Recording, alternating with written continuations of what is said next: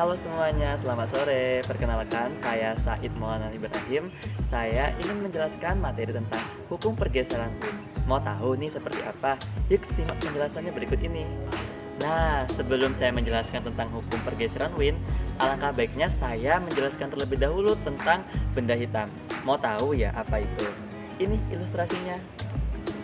Nah, benda hitam adalah benda yang menyerap semua radiasi cahaya yang dikenainya.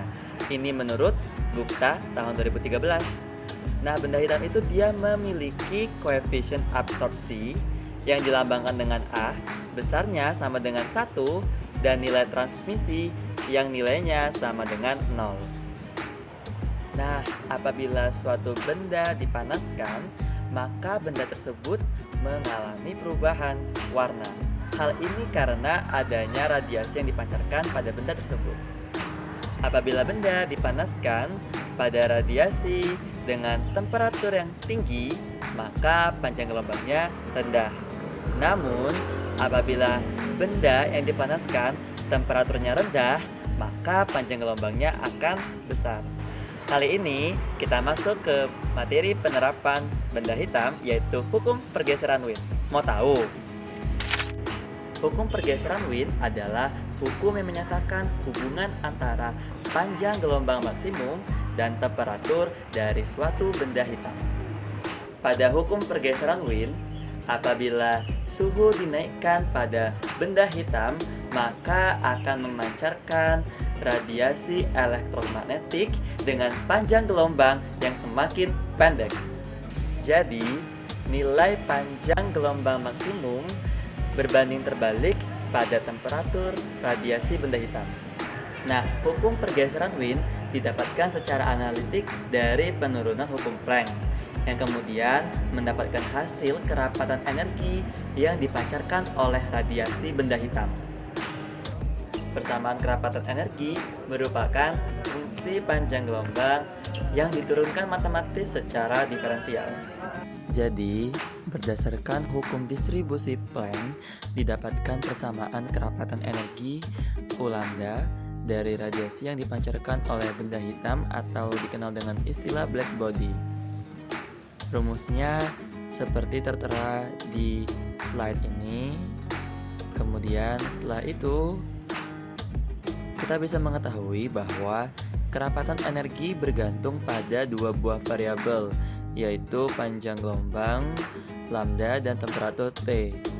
Bentuk kurva kerapatan energi yang dipancarkan oleh benda hitam pada temperatur 5000 Kelvin diperlihatkan pada grafik di bawah ini. Nah, jadi itu grafiknya. Yang sumbu X itu pada panjang gelombang dan sumbu Y itu terhadap kerapatan energi. Jika nilai maksimum dari U lambda terjadi saat lambda sama dengan lambda M, maka du lambda per d lambda terhadap lambda M sama dengan 0. Nah, ini diturunkan berdasarkan persamaan diferensial orde 1. Nah, setelah itu ini dia penurunannya. Kemudian dimisalkanlah X sama dengan HC per lambda KT, maka persamaannya menjadi seperti ini. Nah, setelah itu dalam perhitungan matematis didapatkan bahwa nilai X sama dengan 4,965.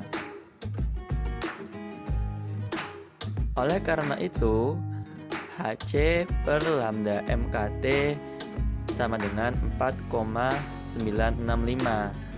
Nah, apabila kita menjadikan lambda M kali temperatur, maka nilainya adalah HC per K dikalikan 4,965.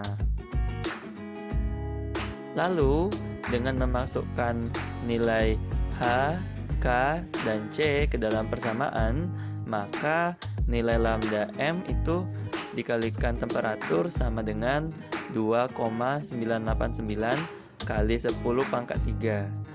Nah, 2,989 kali 10 pangkat 3 itu bisa ditulis sebagai B pada hukum pergeseran Wien yang dinamakan sebagai konstanta Wien. Setelah itu, kita bisa mengetahui persamaan tersebut untuk menjelaskan kurva kerapatan energi radiasi benda hitam yang diperlihatkan pada slide berikutnya. Nah, itu kita bisa lihat bahwa semakin dia bergeser ke arah panjang gelombang yang lebih pendek. Nah, itu akibat apa? Akibat nilai maksimum kerapatan energi apabila temperaturnya dinaikkan. Sekian dari presentasi saya pada sore hari ini.